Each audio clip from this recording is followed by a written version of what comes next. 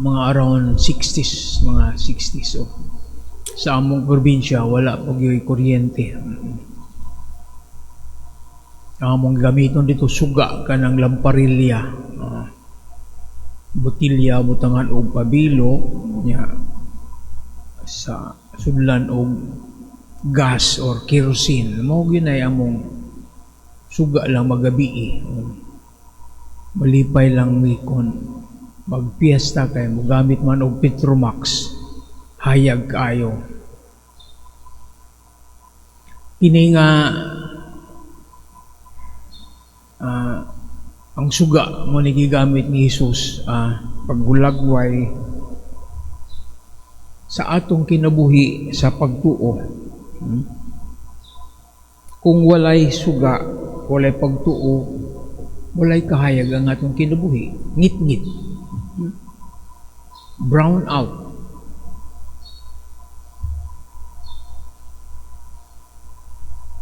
Muna ang pagtuo sa atong kinabuhi, muna ang suga nga mudanag sa atong kinabuhi. Si San Pablo nag-ingon siya nga kung wala ang pagtuo o paglaom,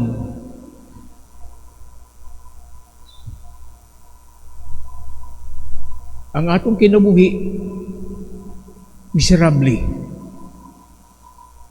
Inyo kang ma-imagine kung wala kay pagtuo, wala kay paglaom sa imong kinabuhi. Labi na sa paghitabo sa karon sa atong palibot, puro kagubot, katalagman, corruption. Kung saan naman ka, nga nyo lang ka ba? Naapay gira dito sa Iran, sulong si Trump dito sa Iran, ano itong mga armada. Kung saan na ka kung mag-12 World War? Kung watay paglaom, wala na. Ang paglaom o na ang naghata og kahulugan sa atong mga sakripisyo, atong mga kasakit.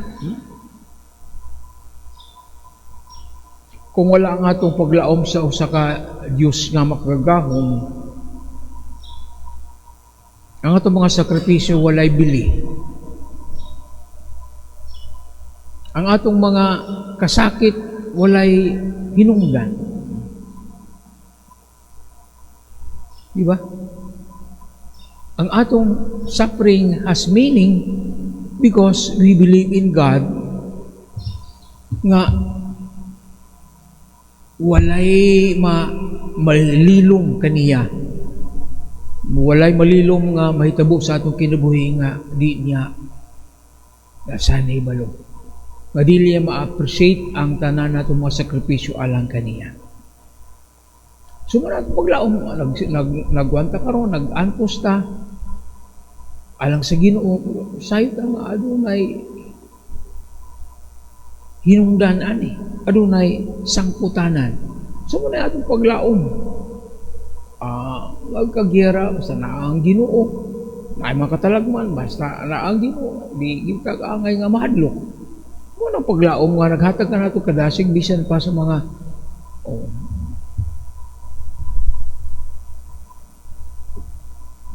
kana nga paglaom, kana nga pagtuo ato nang nadawat sa diyang kita gibunyagan.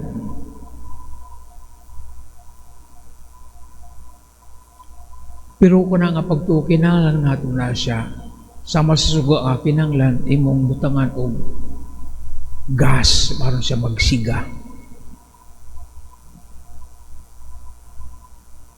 Unsa man ang fuel sa atong pagtuo? Maayong buhat.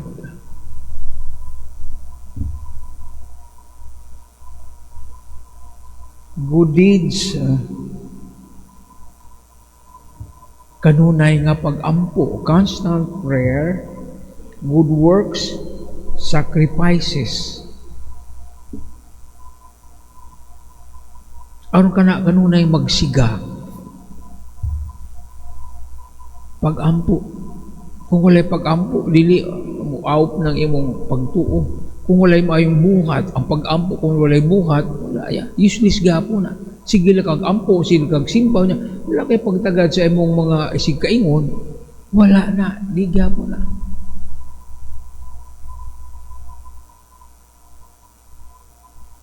Kini nga pagtuo, dili lang atuo na. Dili na atong apuon lang, ako ra ni.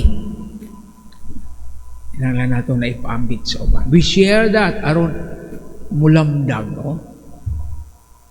Ang imong kahayag, imong ipaambit sa uban, asa ka mga lugar. Ang imong kahayag mo yung mudanag sa palibot, kung labi na asa kang ngit-ngit ka na imong mga silingan. Imong mga silingan, mga adik, mga palahubog, sugarol. Dili pwedeng ako rin kuhan, ako rin kaning suga, ako rin butang sa akong kwarto. Ipadanag na para makita nila ng mga silingan, mga badlungon ng mga silingan. Pinagi sa maayong buhat. We share that faith kay mo naghatag ka nato sa Ginoo. Ang atong simbahan gitahasan sa usa ka espiritu nga magpadayag, missionary spirit. We belong to a church who was given a mission to preach the gospel, to share the light to other people. So kanang imong pagtuo, dili lang taguan rin mo, di sa amo ra ning pamilya, way labot ng umasilingan nga mga lahubog, mga irihis. No. Atong katungdanan, atong misyon, ipaambit ka na.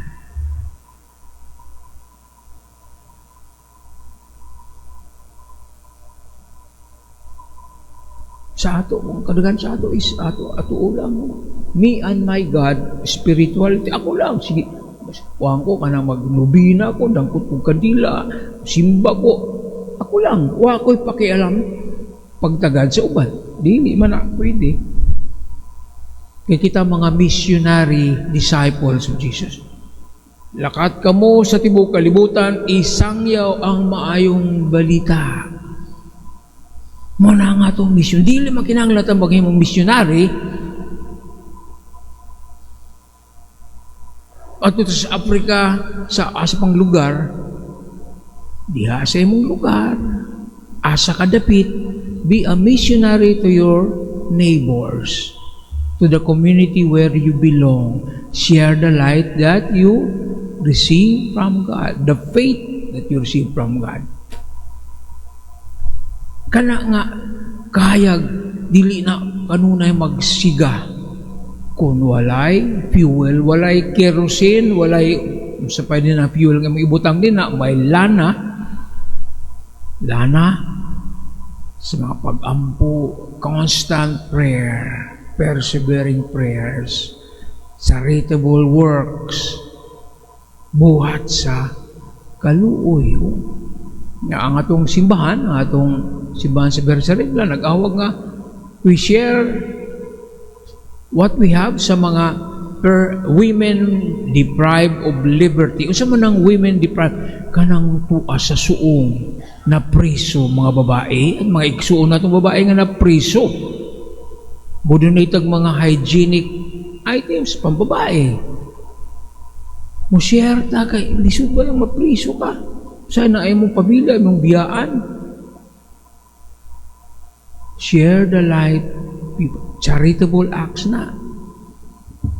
Atong linog, atong baha, atong bagyo, kita nag-ambag ta para adun tayo ma-share dito sa atong that is the way we sustain the light, the lamp of our light, atong pagtuo. Sacrifice. Naganda pamaagi sa pagsakripisyo para sa Ginoo. Sumana ang mga pamaagi aron ang atong suga kanunay nga magsiga mudanag alang sa uban.